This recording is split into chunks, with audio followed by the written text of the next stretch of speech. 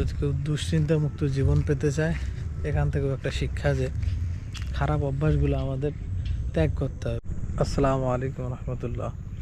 লোকমান হাকিম আলাইসাল্লাম তার ছেলেকে উপদেশ দিতেছেন যে, বেটা, মিথ্যা থেকে বেঁচে থাকো, কেননা মিথ্যা মানুষের চেহারার সৌন্দর্যকে নষ্ট করে দেয়, সৌন্দর্য চলে যায়। যার অভ্যাস খারাপ তার উপর দুশ্চিন্তা সওয়ার করে, অর্থাৎ যে ব্যক্তিদের অভ্যাস খারাপ ওই ব্যক্তিদের উপর দুশ্চিন্তা বেশি আসে।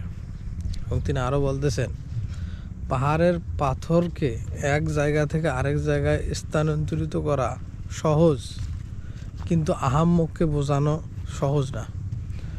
আহাম্মককে বোঝানোর থেকে পাহাড়ের পাথরকে এক জায়গা থেকে অন্য জায়গায় স্থানান্তরিত করা সহজ, কিন্তু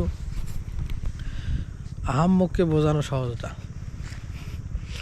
তার কথায় যে আহাম্মককে আমরা অনেকেই বোঝানোর জন্য উঠে পড়ে লাগে, যে এটা বুঝিস না, এটা বুঝতেছিস না, বোঝানোর জন্য অস্থির হয়ে যায়। কিন্তু আসলে আহাম্মক আসলে তো আহাম্মক তো বুঝবে না। এই জন্য আহাম্মকদের সাথে তর্ক পরিহার করতে হবে, বোঝানোর দরকার নাই।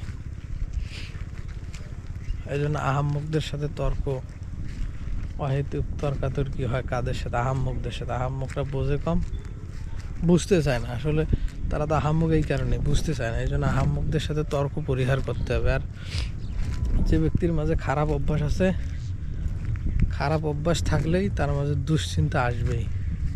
এই জন্য খারাপ অভ্যাস ত্যাগ করতে হবে, তাহলে আমরা দুশ্চিন্তা মুক্ত জীবন পেতে পারি।